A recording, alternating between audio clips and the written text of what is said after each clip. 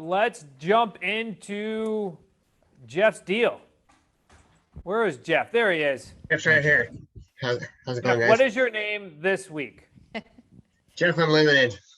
Okay, I love it. I just got back from Joe Dispenza. I'm on top of the world here. Yeah, there you go.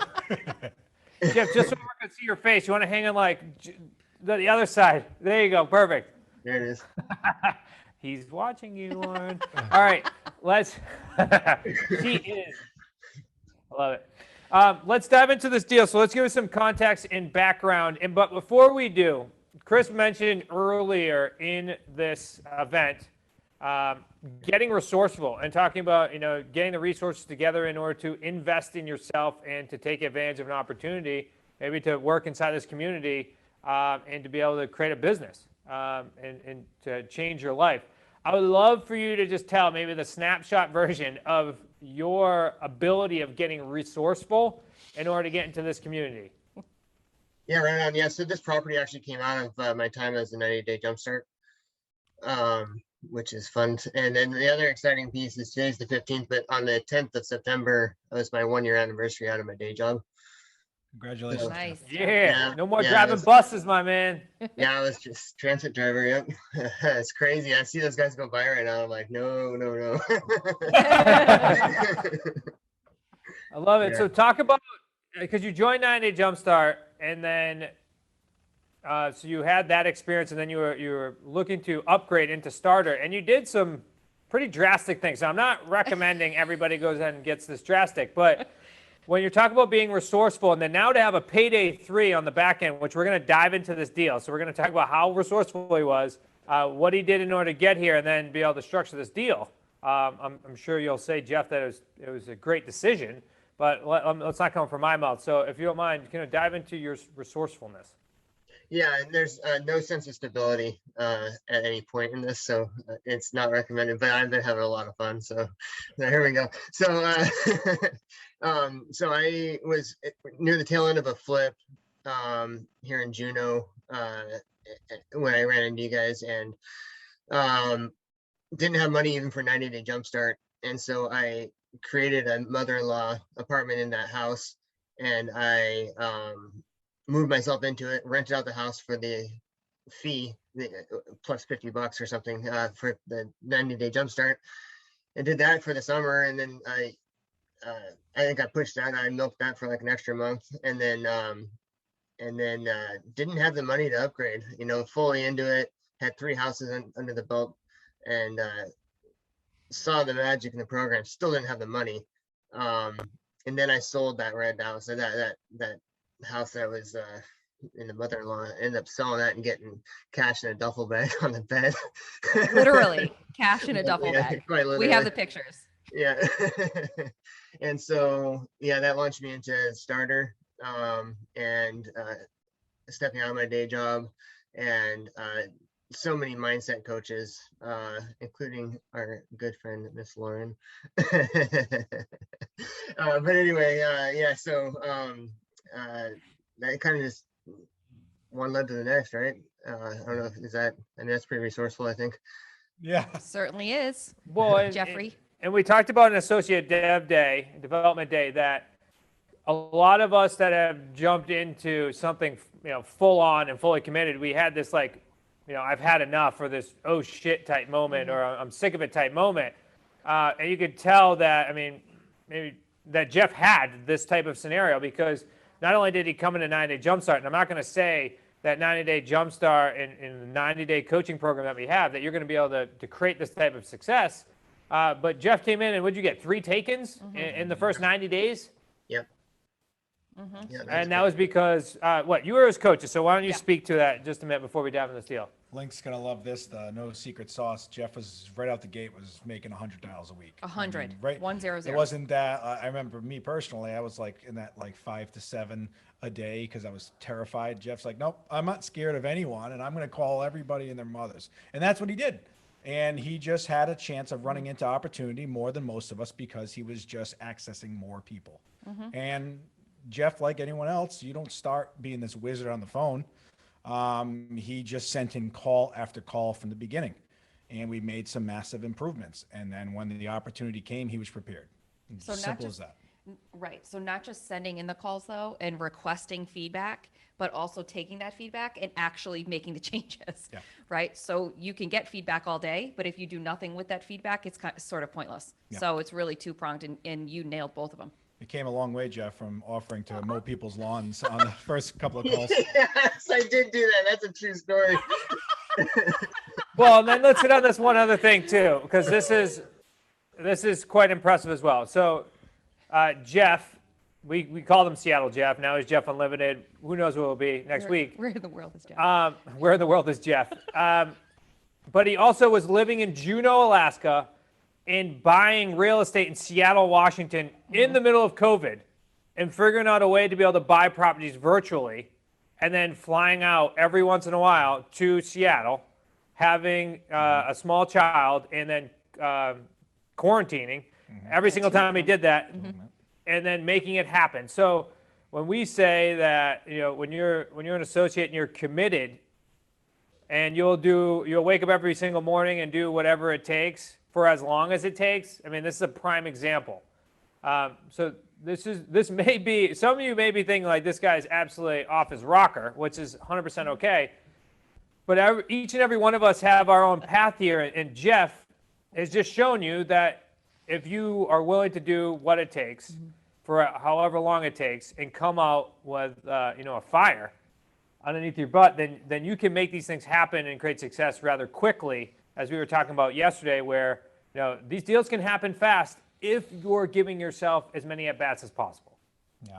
It's only a mental hurdle if you put that hurdle in front of yourself. So let's talk about this deal, Jeff, before your head ends up becoming bigger than all of ours. Jeff, let's start. So deal type that you just cashed out. Okay. What type of deal was it? Oh, Sandwich? sorry. So it was sandwich, full 3 payday sandwich. Yeah, so a sandwich, just in case I know we have tons of new names on here, a sandwich lease purchase or a lease option, we use them interchangeably, simply means that you're agreeing upon a specific purchase price and locking in terms with your seller. Then that gives you equitable interest in the home, and then it allows you to sell the property via rent to own, and then you're in the middle. That's what creates that sandwich. Okay, so you get the deal type. What was the source of this deal? Just my plus leads. Expired? Yeah, it was expired. Yep. Expired, yeah. So expired listing, so this property was on the market at one point in time with a realtor, and then the property expired. Yeah, so their problem, I mean, just as a little intro nuance, was just that their friend was the realtor, and it was a golf buddy, and he just wasn't marketing it well. And so they felt like it was unmarketable, but there's nothing wrong with the place. And I saved their life. Like, they're so grateful. Like, they're going to send me Christmas cards and stuff, like they're so grateful. Yeah. Good friends, Jeff.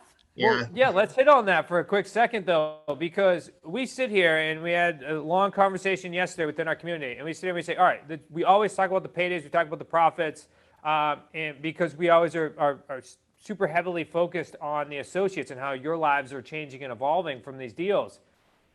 But Jeff just brought up a great point. I mean, when we say our purpose is to empower individuals and families to create the life of their dreams, there are always 2 other families in every single transaction that we create. So you were able to really solve a challenge and affect this seller's lives enough where now you're getting Christmas cards from that. That's amazing. Yeah. And I mean, they had moved on. They're retired, couple. They're in Missouri.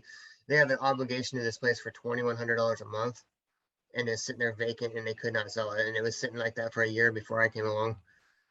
So yeah, they're super happy about it. They were trying to sell me their cars and like their other properties, and they're like, yeah, take care of everything for us. Oh my God.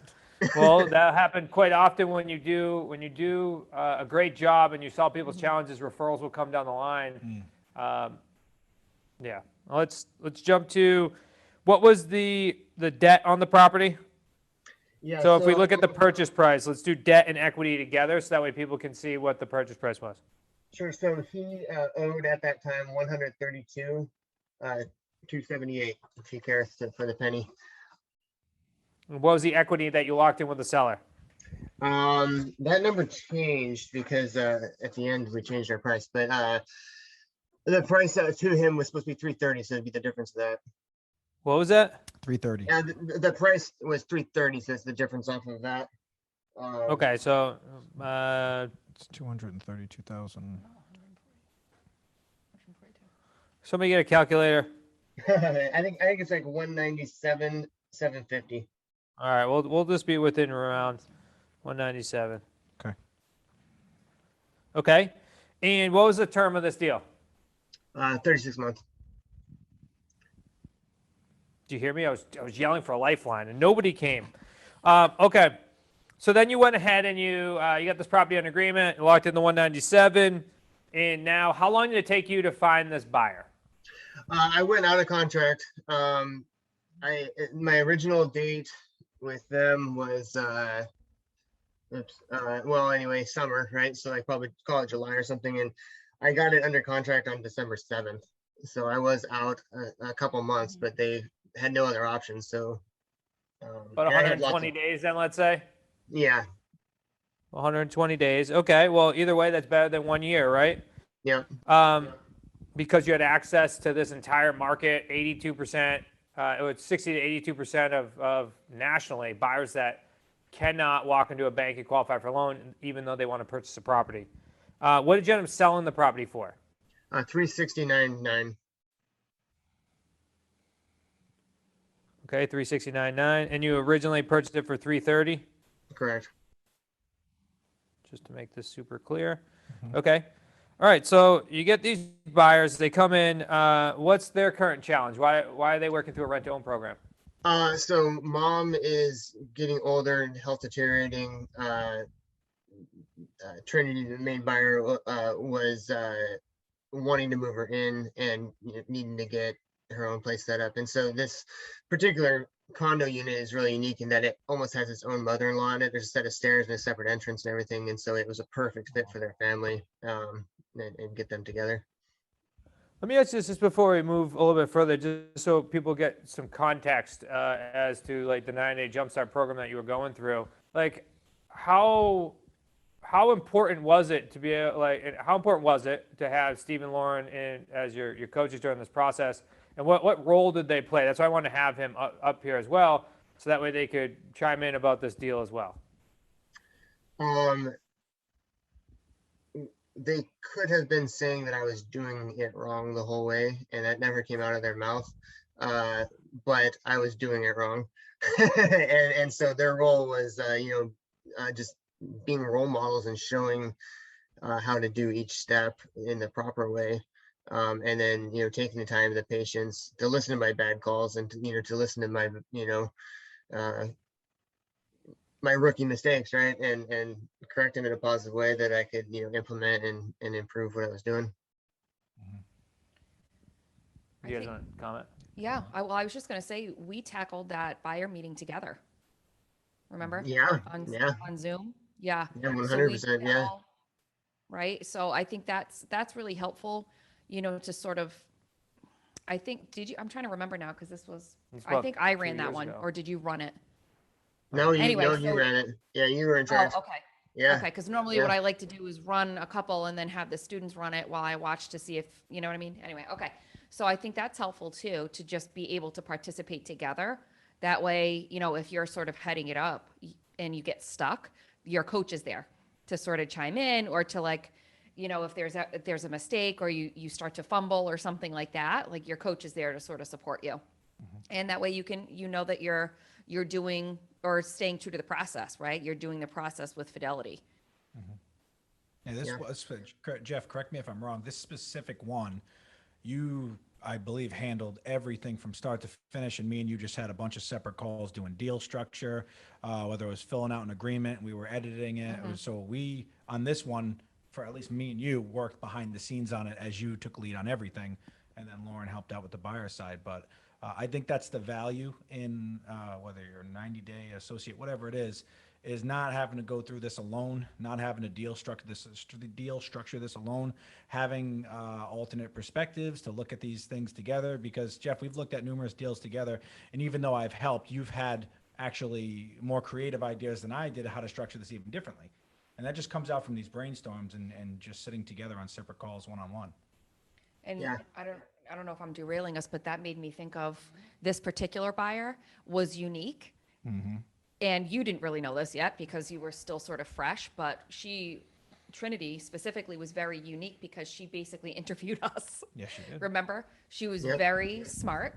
She was very capable and very competent, and she wanted to make sure of what she was getting into. So you could tell she was a very like seasoned sort of person, you know, where she had to feel comfortable with us, which is also our goal too. We don't want people moving forward if they don't feel comfortable. So I think that was a great experience for you too, because you saw something that was not I'll say not our typical sort of buyer's meeting. And I'm not surprised at all that this one got cashed out early, to be honest with Yeah. One specific question she had was like, she looked up property records and my name wasn't there. It was the seller's name. Yeah. And she asked why. And to me, like, that would have been deer in the headlights. Like, I don't know, like, what do I tell you, and it just went over and it was totally acceptable. She was just like, yeah, okay, Right. cool. Yeah. And, Right. Again, back to the honesty. Yeah. Like we are not here to, we're not doing anything. We're doing everything. Everything we're doing is legit. We're not here to sort of try to trick people into something. Like there's nothing that we're doing that isn't, permissible. So her asking that question was totally legit and smart. She was protecting herself. Yeah. So yeah, I forgot she asked that specific one. brings you back to It's just awesome. being It's an the education. credibility and exactly. authority in the market, being the foremost experts. I love it. Let's dive into some numbers here. So you got the buyer, and what does the buyer come to the table? What's the payday one? So planned to be 37, only paid 17 at the opening. And then So the follow, 17K down. yeah. And then the following part of it was scheduled for November and never happened because we got it all instead. Okay, so it was originally additional what, 20,000? Yeah. it was Correct. 37. Additional 20K, but this property cashed out early. That's correct. And just because it's important that we work through how this was structured. So you collected 17 up front and 20K. How did you and the buyer arrive at those additional payments when it came to getting up to 20K? Was it that she was receiving bonuses or taxes, or how did you guys kind of arrive at that pay schedule? So mom had a house that they were trying to sell. And it had structural issues. It had some quirky thing that I never even learned about. But so they knew they were going to sell it by November, and they were pretty confident it'd be by this summer. And it did. It sold this summer. That's how they cashed out the whole thing. So they were planning on at that point only giving the extra 20, and they must have got a good price on their house or something and paid it all. Love it. All right. So what's the monthly payment on this property? From me to the seller. Correct. Yeah, the mortgage. Right. So the actual mortgage, it's a condo, and so there's like several HOAs and stuff, but the actual mortgage itself is only $1,173.50. So 1,100 the mortgage. All right. So let's just do the total all in. I believe 2175. 2175. Yeah, it's like a golf resort. It's pretty fancy. Oh, cool. And what was the payment from the buyer? Monthly for them payment, 2572. Nice. Okay. So the monthly cash flow was how much? Our numbers are about 300. 300. And this deal ended up going how long? Well, from December 15 to now, so till like yesterday. Yeah, it was closed out. This is fresh. Yeah. And by the way, 10 months? money got hit the Well, bank December, finally. so yeah, let's say 10 months to make it even. Sure. Okay. So 3K. Okay. We increased the premium by how much? So we did 330 to 369, which is what, 39,000? 39. 40, yeah. 39. Yeah, about 40 grand, 39.9. Okay. Principal pay down. How much principal was coming off that mortgage payment every month? Approximately $500. 100 times Yeah, 10. And actually, I got the settlement statement. I can tell you the exact penny pay off that mortgage. I It's think. okay, because that will be for a whole nother lesson, is reading through Yeah. settlement statements and HUDs and pulling out thousands of dollars, which we do on a week-to-week basis. Looking at Well- these things. Well, so the pay down though is actually it's like 10 grand. because we just paid off the mortgage at 123. So About 9,000. okay, yeah, Okay. So it's about 9,000 principal pay down. So the 500's a bit off, but that's okay. All right. So you've already collected 17K. You've raised it. So you got 30 on the back end? 39, right? no. So then at payday 4, talked them down because I was cashing out early. So I said, hey, how about if I pay you 315 instead of 330? And they said, okay.